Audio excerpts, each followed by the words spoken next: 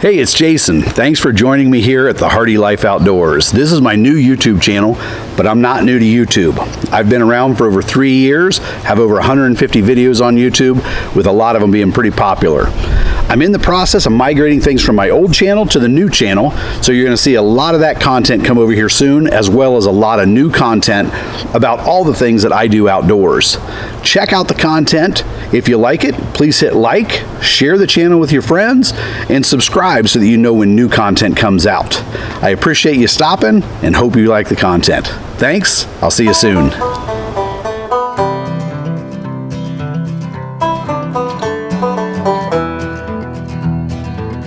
I'm getting ready to do the third video in our John Deere 1025R series. If you've seen the previous ones, I started off with just a basic review of the tractor. Really not a review of the tractor so much as talking about my experience with the tractor over the last 4 years.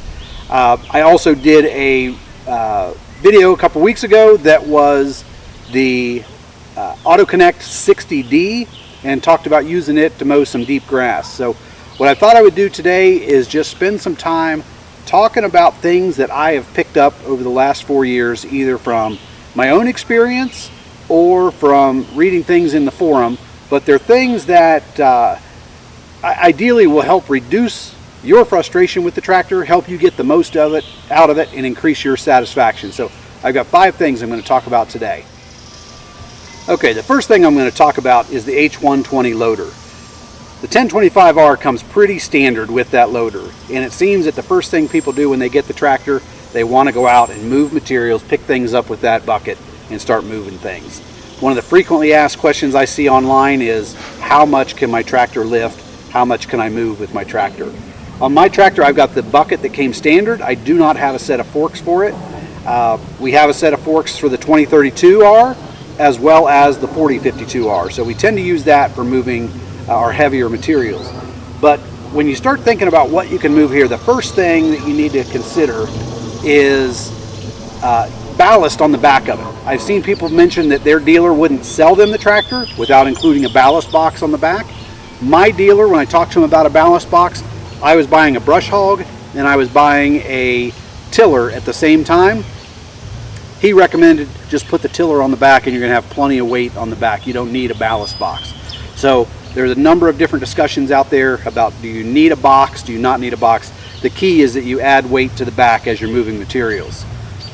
The thing to understand though about what will this tractor lift is the lifting capacity changes based on where that load is. The closer the load is to the back of the bucket or the back of the forks, the more weight it's going to be able to lift. That the lift capacity is based on the distance to the back of those forks and how close it is to the tractor. As you start lifting that load, the amount of weight this tractor can lift declines as that load goes higher. I spent several years in the early 2000s as a forklift and material handling safety instructor, and we talked a lot about how much can a forklift lift, and it changes as that load goes up. So guys, this is a matter of, this is physics. This is not my opinion. This is not what's a good idea. This is plain and simple physics. When you start out with that load at the lowest point, your center of gravity is somewhere in here in the middle of the tractor.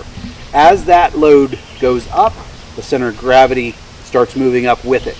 If you're carrying that load up high and you stop quickly, that center of gravity keeps pushing forward, the tractor tips forward. If you're turning sideways, if you're turning with it, that center of gravity shifts left to right. So having that load as low as possible and moving at a reasonable speed is really important when you look at how you handle loads with the H120. So my advice, low and slow with those loads, and if you're not sure, don't lift it. Next up is the PTO.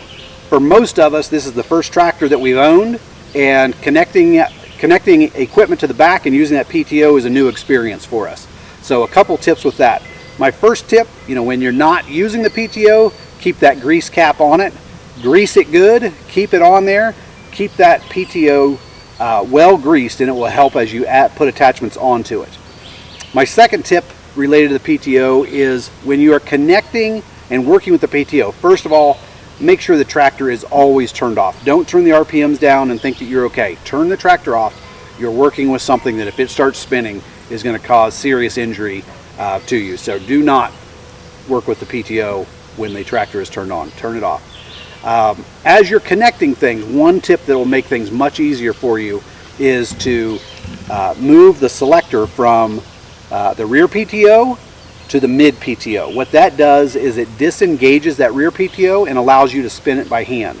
So if you're hooking up something like a brush hog or a tiller that's not going to turn easily, when you get the drive shaft on there, if you need to turn the PTO, you can reach up with your hand and you can turn it so that it aligns and things go together. If you haven't engaged, that's not going to work. So by turning that selector to the mid PTO and off of rear PTO, you're going to make it much easier to connect devices. Okay, next item is your slow moving vehicle sign. This is not something that I've personally experienced, but I've seen it show up in online forums repeatedly. If your dealer doesn't properly prep the machine for you, your slow moving vehicle sign may not be on the back of the tractor, and where they ship it from the factory is inside the hood in front of your radiator. So you need to check, make sure that your slow moving vehicle sign has been installed properly. If it's not on the seat, look under the hood before you start using the tractor. You don't want to be running the tractor with that sign in front of the radiator. So quick check just to make sure that it's not there.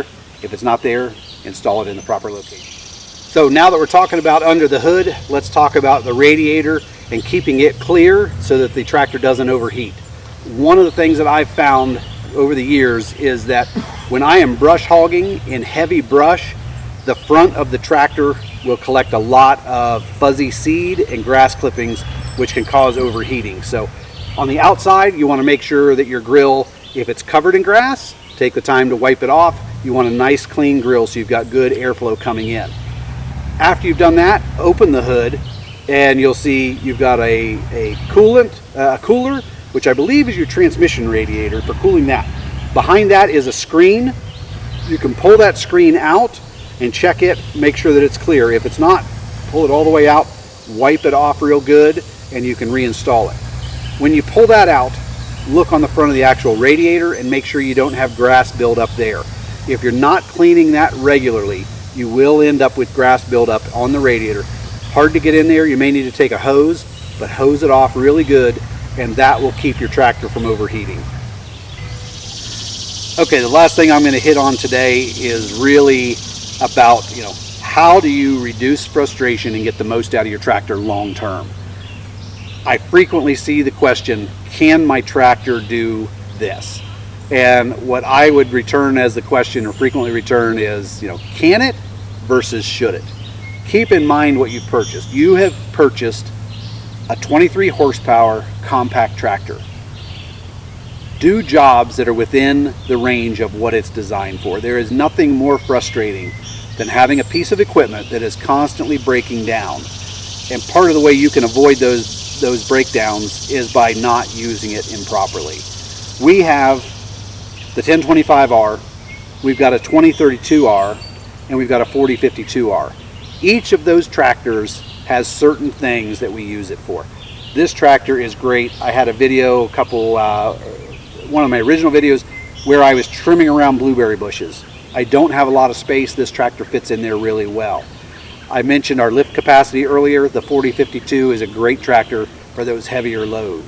So keep in mind what you've got. Stay within the limits of the tractor, and what I think you'll find, and what I've found, I've had it for 4 years, is I've not had mechanical issues. I've not had problems with the tractor. So when you start asking yourself, can my tractor do this? Ask yourself next, should it? And if you're consistently making those decisions of should my tractor be doing this or be used this way, I think you'll have a much more positive experience. All right, thanks for joining me today. I hope you enjoyed the video. Please hit the like button, subscribe so you'll see additional videos that we're creating, and share the video with your friends. One of the things we always say, outdoors is always in season. Thanks for joining.